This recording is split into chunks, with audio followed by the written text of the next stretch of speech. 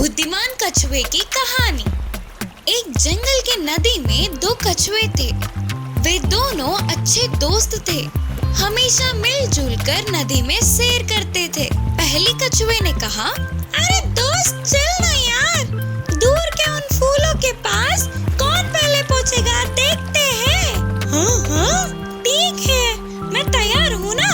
ऐसे दोनों ने मुकाबला करके फूलों तक पहुँचे। पहले कछुए ने दूसरे कछुए को हरा दिया। मैं जीत गया रे, मैं जीत गया। अच्छा चल, मान लिया तू जीत गया, लेकिन सुन तो ले, हमेशा इस पानी में ही है। मजे से थोड़ी देर के लिए किनारे पर घूमते हैं, चल ना। हाँ यार, चल ना, देर किस बात की।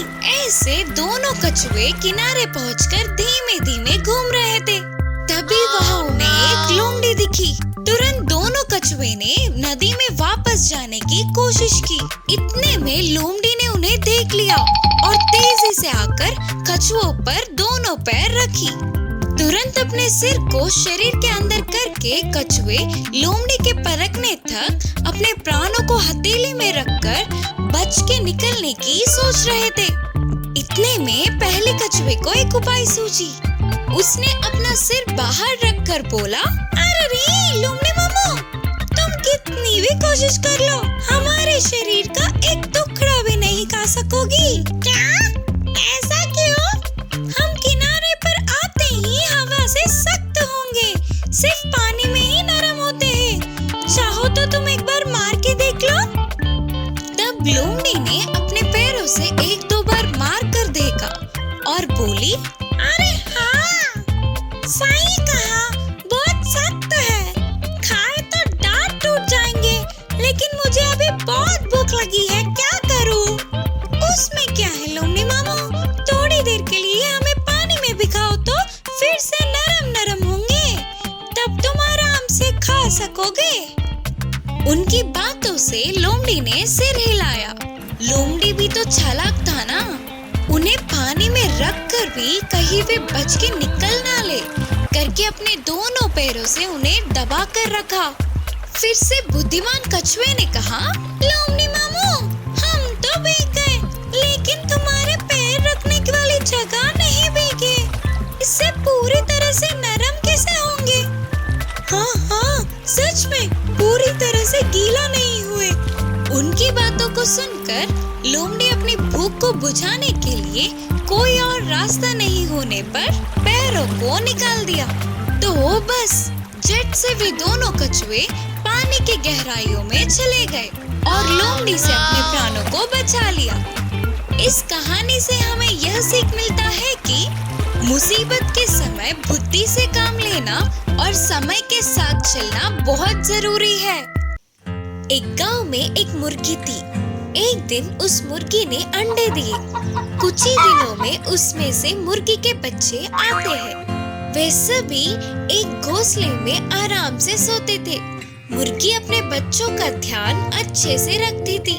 उधर ही उनके पास ही एक बिल्ली का निवास था। एक दिन बिल्ली की नजर उन मुर्गी के बच्चों पर पड़ी।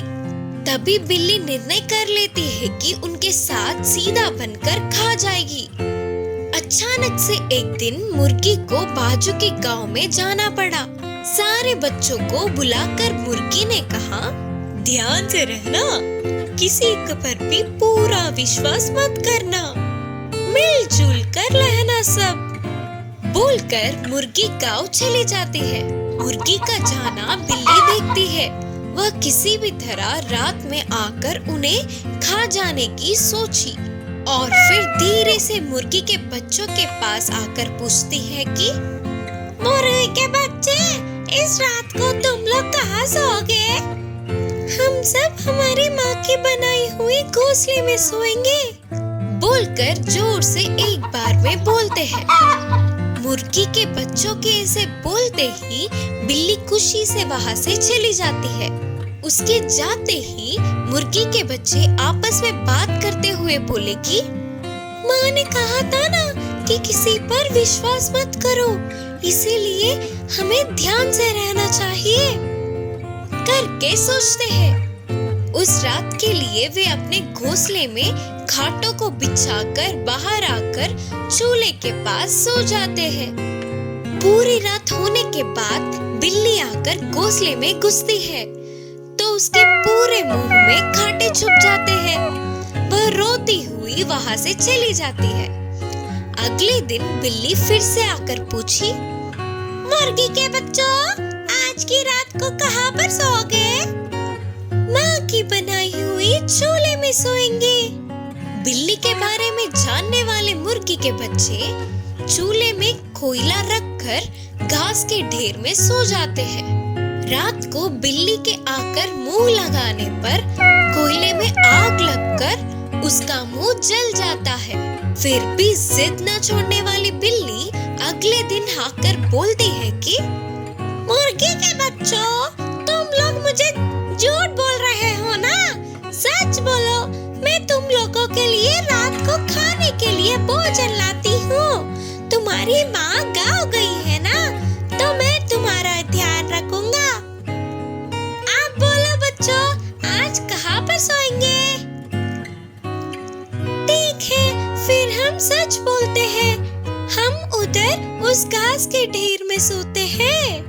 ठीक है, फिर मैं जाकर रात को घास के ढेर पर आऊंगा। तुम लोगों के लिए खाने ले आऊंगा, तैयार रहना। ऐसे बोलकर बिल्ली चली जाती है।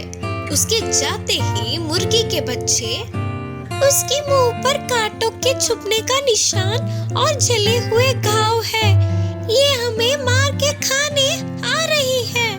आज किसी भी तरह हम इसका पीछा छुड़ा लेंगे। सोचकर सारे मुर्गियां मिलकर एक चाल सोचते हैं। रात को वे सब खाट छत के बिल्ली का इंतजार कर रहे थे। तब बिल्ली आकर तुरंत घास के ढेर में घुसती है तो तुरंत सारे मुर्गी के बच्चे उस घास के ढेर को आग लगा देते हैं। उस आग में बिल्ली जलकर राख बन जाती है। अगले दिन ही माँ मुर्गी वापस आती है। उसको बच्चे पूरी बात बताते हैं। वह खुशी से अपने बच्चों को अपने पास लेकर फिर कभी भी तुम लोगों को छोड़ के नहीं जाऊंगी करके बोलती है। यह सुनकर सारे बच्चे खुशी से उछल पड़ते हैं। मेंढक के शक्ति और सामर्थ्य की कहानी। एक जंगल में एक खरगोश था। वह बहुत ही होशियार था। उसके रहने वाले जगह के पास ही एक तालाब था। उस तालाब में एक मेंढक रहता था। वह हमेशा बहुत ही भयभीत होता था। उससे होने वाले काम भी हिम्मत से नहीं कर पाता था। खरगोश और मेंढक अच्छे दोस्त थे। हर रोज मिलकर गपशप किए बिना उनके दिन का गुजारा ही नहीं होता था। वे दोनों जंगल में मजे से घूमते हैं। तेरे साथ समय गुजारने से खुशी मिलता है दोस्त, करके बोला मेंढक। हाँ हाँ, सही कहा। तेरे आने से मुझे समय का पता ही नहीं चलता, बोलकर खरगोश ने जवाब दिया। ऐसे दिन बीतते गए। एक दिन दोस्त के पास जा रहे मेंढक अचानक रास्ते के गड्ढे में गिर गया। इससे वह बहुत डर गया। बचाओ बचाओ, कोई है, बचाओ, बोलते हुए जोर से चिल्लाया। उसी समय में उसका दोस्त का आना देर होने पर खरगोश तालाब के पास चल पड़ा। बचाओ बचाओ बचाओ। रास्ते के बीच उन आवाजों को सुनकर गड्ढे के पास जाकर देखी तो खरगोश को उस गड्ढे के अंदर गिरा हुआ मेंढक दिखा।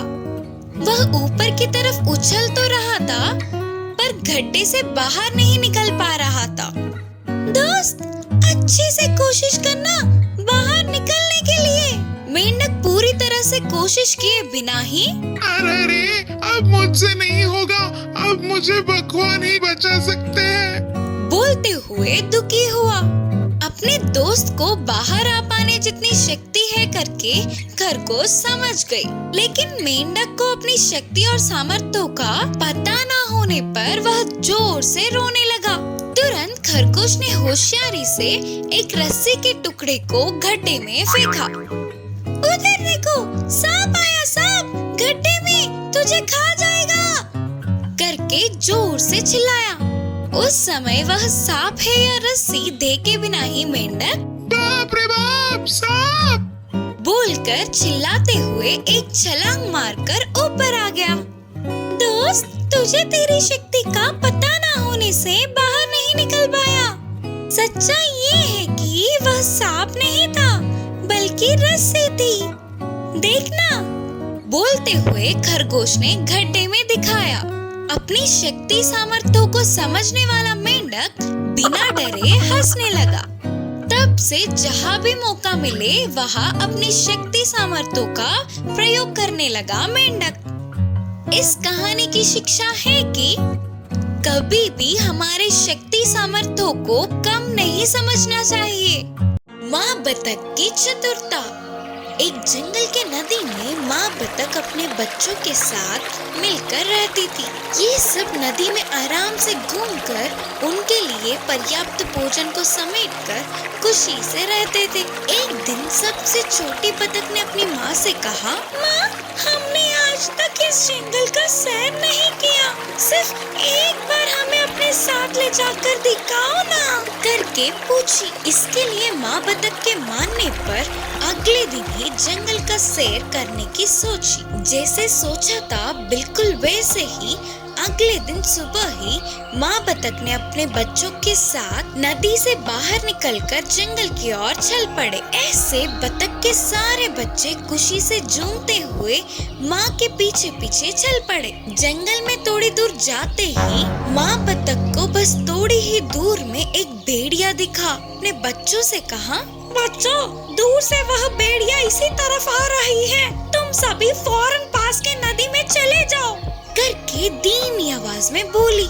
माँ के कहने पर सारे बच्चे नदी की ओर भागने लगे। तुरंत माँ बतख ने अपने पंखों को फैलाते हुए बहुत ही मुश्किल से चलने लगी। एक तरफ भागने वाले बच्चे तो दूसरी ओर ना चल पाने वाली माँ बतख को देखकर, बतख के बच्चे तो मेरे एक टाप के लिए भी काफी नहीं होंगे। शायद माँ बतख घायल हुई होगी, इसीलिए तो कहीं नहीं जा पाएगी। इससे खाके मैं अपनी भूख बुझाऊंगा। हंसता हुआ बोलकर भेड़िया माँ बतख की तरफ आने लगा। इतने में सारे बतख के बच्चे नदी में चले गए। यह देखने वाली माँ बतख ने अपने पंखों को सीधा करके एक ऊंची उड़ान भरी और नदी के बीच जाकर बैठ गई। माँ बतख को देख सारे बच्चे खुशी से उछल पड़े। एक झटके में घटित घटनाओं से भेड़िया चौंक गया और सोचने लगा कि अरे, ऐसे हाथ लगे बतख अपने बच्चों के साथ साथ बच के निकल गई। सोच के अपने आप को कोसता हुआ उदास होकर उधर से चला गया भेड़िया।